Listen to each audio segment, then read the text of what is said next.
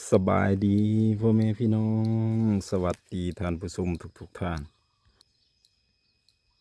พ่อกับเคยลาคือเก่าพ่อแม่พี่น้องก็ตัวพี่น้องเลยพอกันในวันที่10เดือน 6 2025พี่น้องโอ้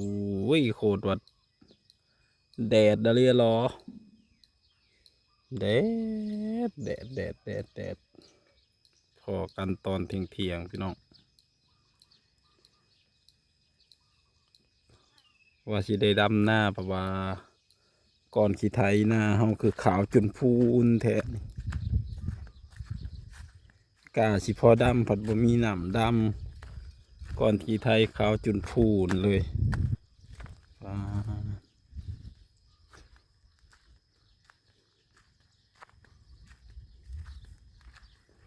บ้านเฮานี่มันจักเละงเด้อแนวนี้บัดอยู่บ้าน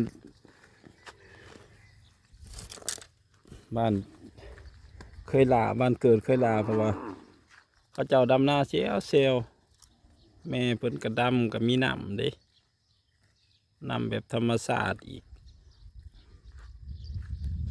น้ำเต็มให้เต็มคันบัดอยู่พี่เพราะว่าบ่มีหนน้ำพี่น้อง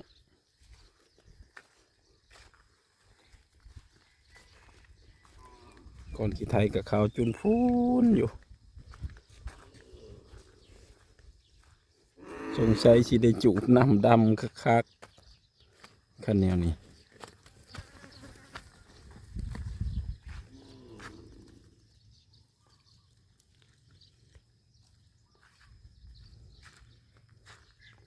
ว่าไงพี่น้องพวกฝนเริ่มเมื่อคืนนี้ก็ตกมาอยู่แต่ว่าตกมาสลายมีแต่ผ้าห่องเมื่อคืนฝนตกเล็กหน่อยแต่ผ้าห่องนั้นตึมต่ำไผ่จนดับห้องก็มาดับตั้งแต่4 ทุ่มห้องก็มาบาง11 โมงนี่เนาะดับเป็น10 ชั่วโมง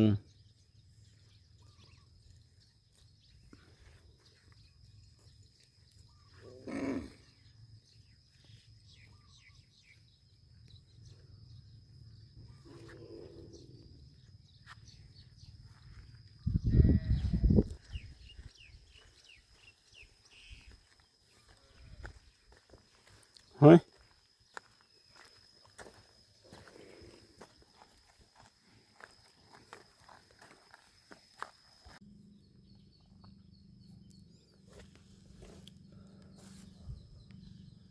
เป็นมืดอยู่พี่น้องห้องอยู่กลึมกันอยู่บ่ยอมตกมาจากเถื่อวังเสาร์นี่เพราะว่าเคยลาวานปุ๋ยเนาะซอยมันประเดดฝนบ่ตกโอ้ยเขาเฮากัดสิหาดปุ๋ยแล้ววานปุ๋ยบ่มีน้ำคือว่าฝนสิมาเพราะว่ามีแต่เสียงหึมได้ยินแต่เสียงห้องก็บ่ยอมตก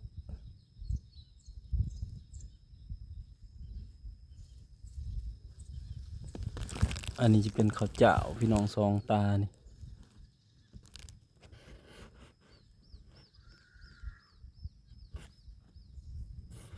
นาน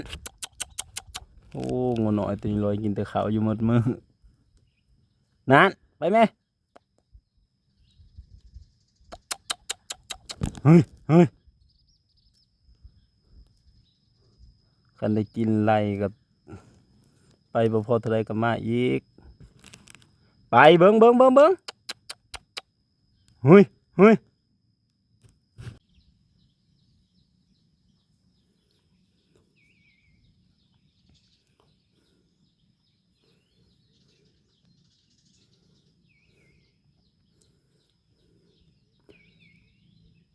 วันเสาร์สิโลกาพี่น้อง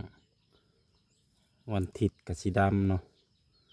กันบ่มีฝนกับ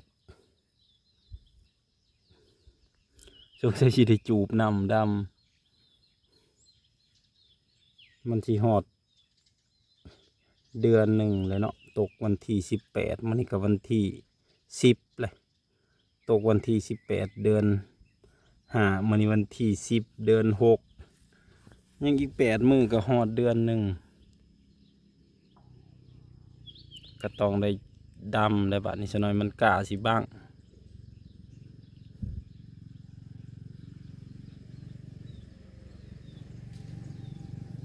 ตานี่งามอยู่กะก็เป็นกีบอยู่ตาอื่นน่ะบ่อยากงามปานใด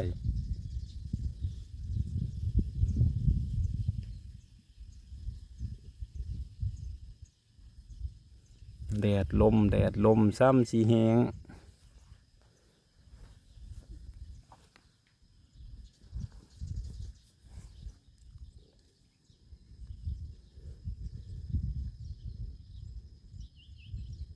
ฮ้อน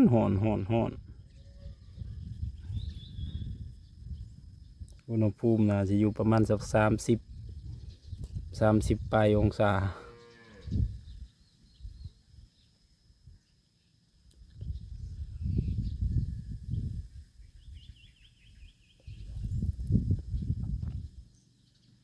ใครแต่ปีนี้เล่เอาไปแล้วอันธงหนึ่งพี่น้องวานเล่เอาในธงหนึ่งยังอีก2 ธงกับหน้าประเทศกับเฮ็ดปีนี้เฮ็ดครึ่งหนึ่งหน้าโน่นนี่มีแต่ตะกร้าอันนี้เลยเนาะให้หน้าบ่มีเลยลุงเพิ่นดุดเพิ่นให้เขามาดุดให้เป็นเดือนเลย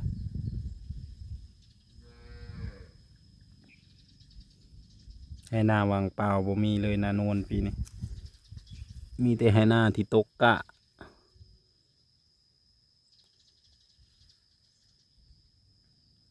12ให้เนาะ12ตา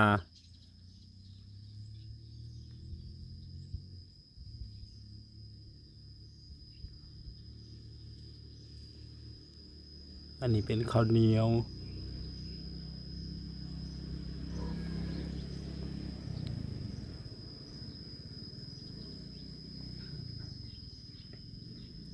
ชื่อข้าวเตี้ย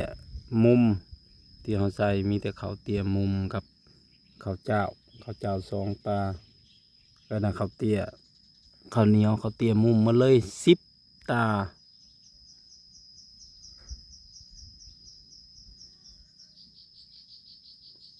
ข้าแม่นว่าฝนตกมานี่บ่ฮอดวันเสาร์วันอาทิตย์ก็ยันดำอยู่พี่น้องเอ้ยข้ามีน้ำนี่เนาะมื้ออื่นยันลกดำอยู่มันใหญ่แหละ21 มื้อก็ดำได้นะอันนี้กายเลยได้21มื้อนี้ก็วันที่10ยังอีก8 มื้อก็ฮอดเดือนหนึ่งนะได้แล้ว22 23 มื้อเลย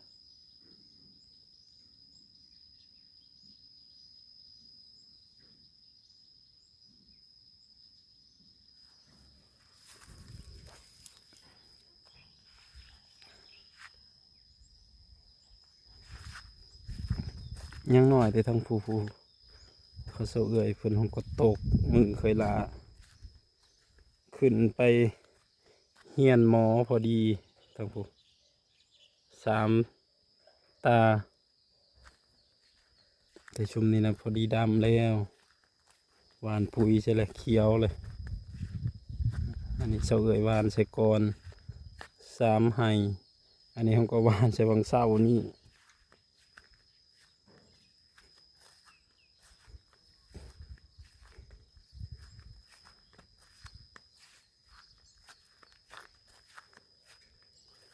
ชุมนี้ว่าแม่นหน้าวานโลดอันนี้ความห่าง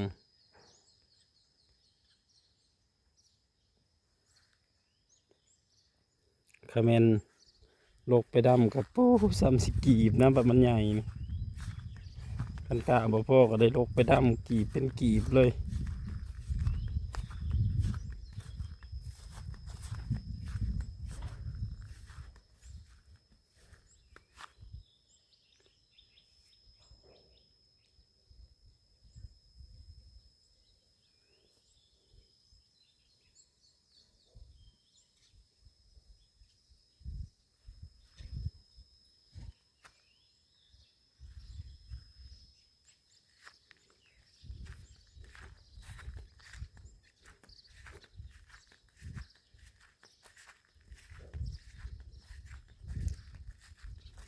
มันสิต่างกันได้ข้าวเจ้ากับข้าวเหนียวนี่พี่น้องข้าวเจ้านี่ยอดสิใบสิอ่อนยอดสิอ่อนบางคนมันสิบ่ค่อยสีเนาะใบมันสิกอมลงใบมันสิกองลงเนาะมันบ่ค่อยตรงคือข้าวเหนียวข้าวเหนียวนี่ใบมันสิสี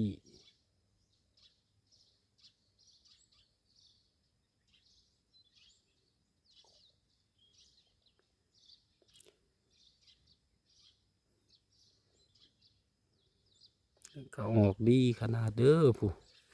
ทีเป็นทีเลย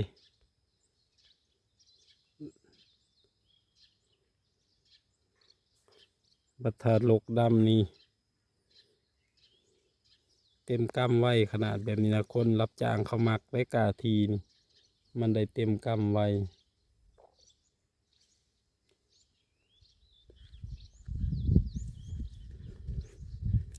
คลิปนี้ก็สิขอลาก็เด้อพ่อแม่พี่น้องขอบคุณทุกคนที่ติดตามรับชมฝากกดไลค์กดแชร์กดติดตามเป็นกำลังใจให้เคยลาเด้อพี่น้องสบายดี